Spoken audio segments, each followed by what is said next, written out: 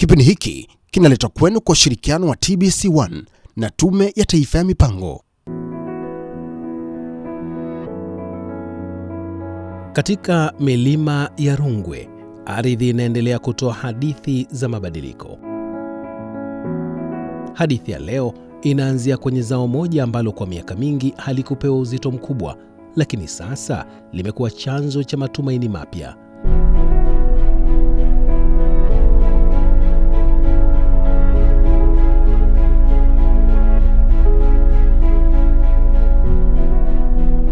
Kokoa si zao tu, limekuwa daraja la maendeleo kwa familia na jamii. Mimi kazi yangu ni mkulima na ufugaji.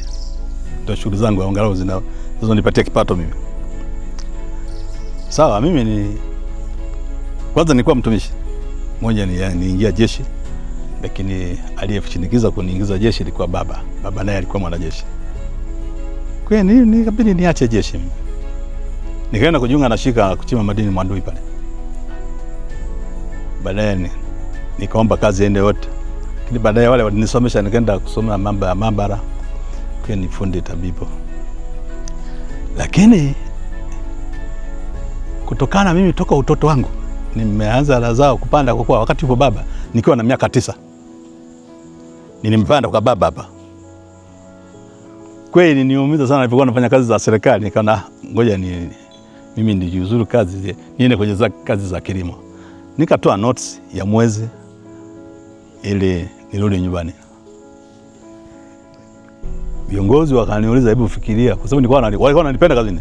Na wana jamii pale Mwandui wakanifanya mkutano, vikao, nikamwambia bana, hebu fikiria mwaka mmoja. Nikamwambia fikiria mwezi mmoja. Nikasema mimi nimefikiria mwaka mmoja. Kwa hiyo nimeamua kurudi nyumbani.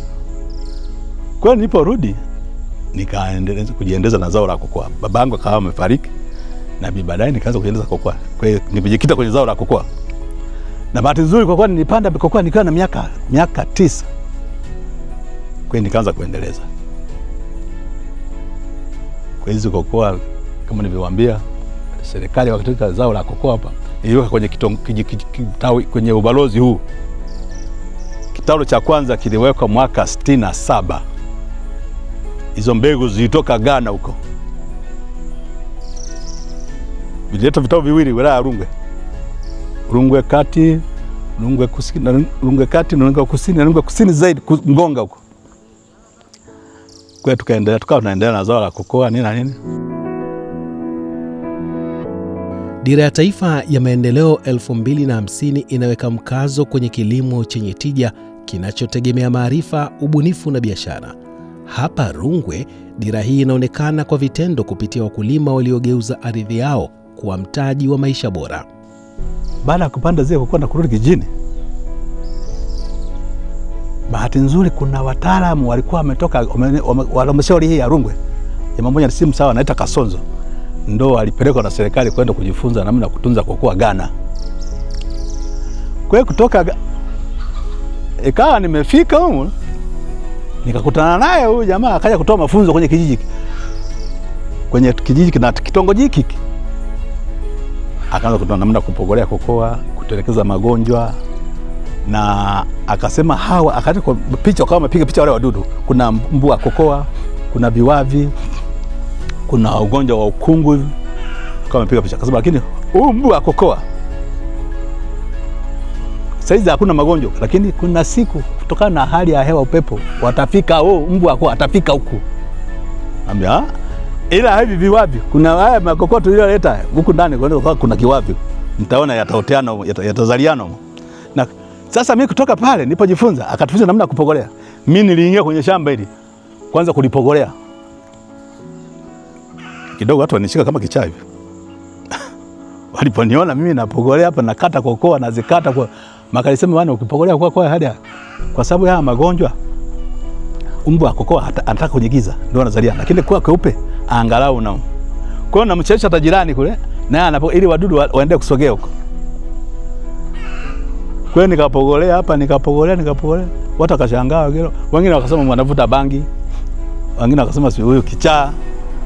Lakini kumbe ndo hali halisi ya kokoa inavyotaka. Kwa bahati nzuri ikawa serikali wanataka kulitambua zao la kokoa. Kama ni 2007 au 2004 waliteua kwangu hapo kuja kutafiti kokoa. Kwa nika hapa miche, tumeangalia kuna miche 30 ni wapa ya kutafiti. Umetafiti miaka 3. Na mimi nilikuwa natoa na nini zile notes kuandikia wa Uyole hawa. Utafiti Uyole hapa. Wamefanya utafiti na nini. Lakini kaonekana halmashauri ya Rungwe ikawa hapa, Busokelo ikawa na Kyela. Lakini kaonekana Kyela na Busokelo ni hawataki kusikia mambo ya kukata kokoa. Ikabili waje kwangu hapa.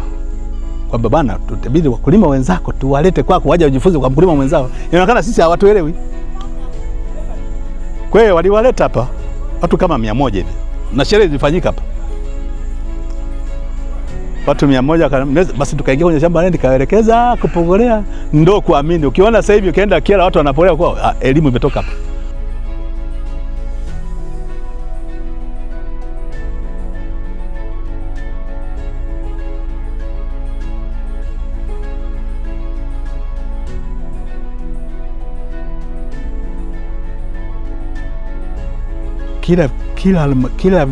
Kila kata ambazo kuna kokoa kwao, serikali kwa inayootesha vitaro, inagawa bure miche ili kuendeleza zao la kokoa. Ndio imesaidia sana serikali hapa. Kuotesha bure miti kwa gharama ya serikali, lakini inagawa bure kwa wakulima. Na mimi bahati nzuri kuna heka moja huko chini niliongeza. Nimetumia hizo kutoka na serikali. Kokoa zilizoongeza serikali, ndio nikaongeza tena heka moja. Kilimo kwake hakikuwa njia ya kujipatia kipato pekee, bali safari ya kujifunza na kufundisha. Leo mzee Mwakipesile si mkulima tu, amekuwa mwalimu wa jamii. Anawafundisha wanakijiji mbinu za kilimo cha kisasa, akisisitiza kuwa kilimo ni biashara inayohitaji maarifa, nidhamu na utulivu. Na hizi kokoa ukiangalia hivi kote kule, yule ni jirani yangu alikuwa hataki. Mimi kokoa nilizopogolea kwa sababu pale unaondoa kama makupe. Wechu ni kama mimi naacha kwa waweza wakulima wenzangu ili wasaidie. Nasema tuchume plastiki moja kwangu hapa na kwako tuvundike kwa pamoja. Wewe vundika kavundika ila tunadi wote. Wanavundika, anavuna. Twende kwenye uzito. Wanakuta ya kwangu mizito. Basi ndio watu ndio wanaanza kwamba kweli yalichoongea mpenzi ndugu yetu kiekie ni kweli. Tunapoteza. Wewe sio kaona kokoa limezaa lakini zile nyingine ni takataka. Mbegu kule ndani zilikuwa nyepesi.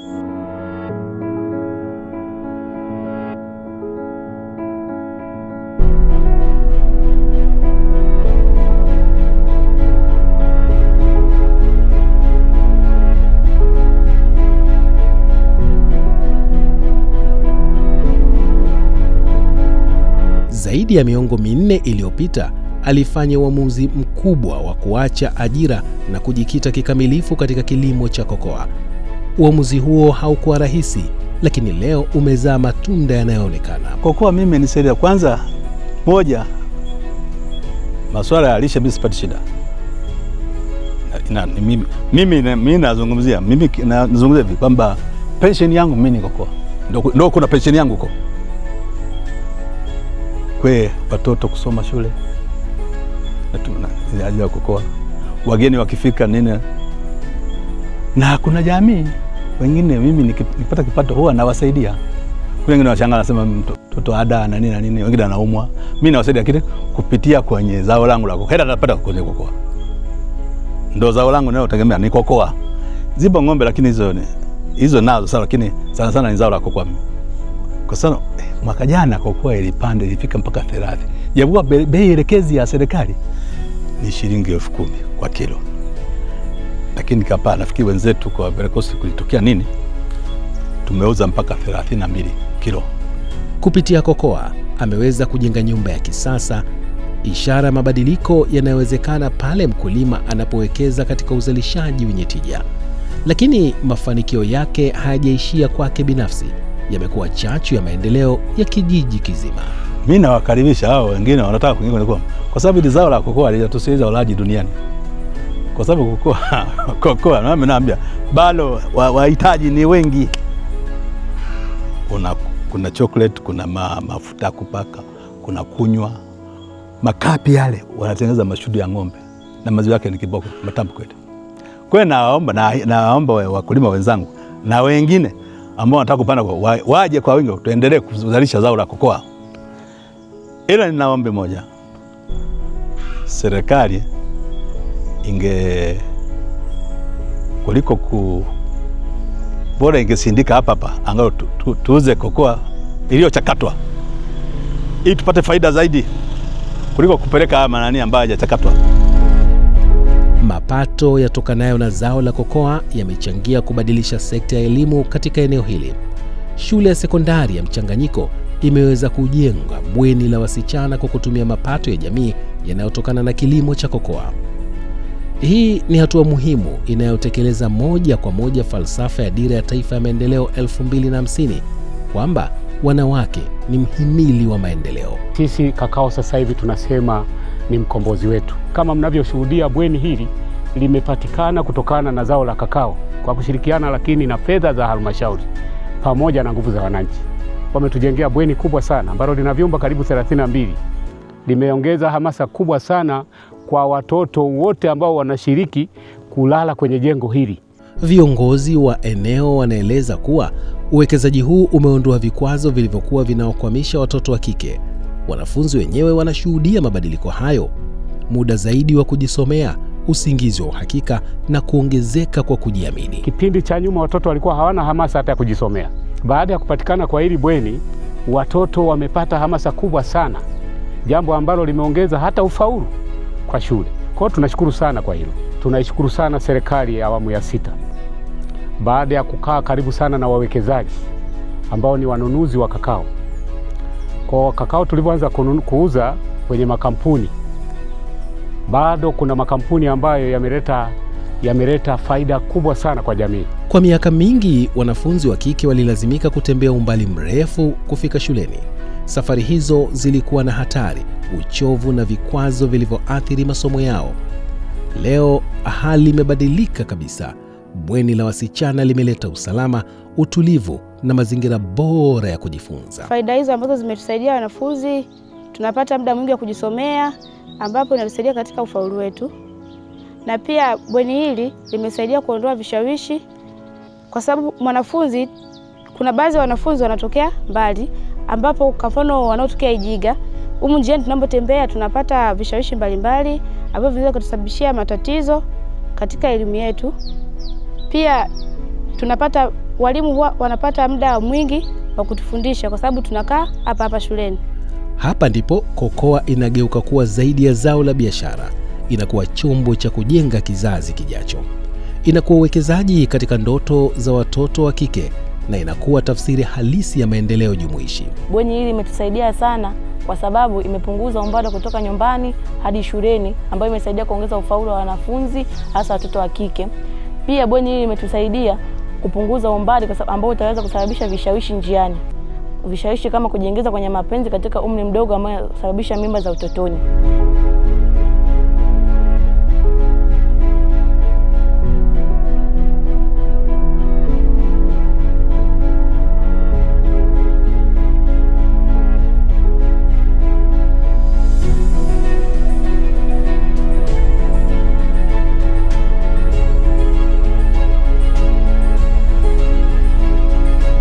Uongozi wa shule unaonesha matokeo yanayoonekana.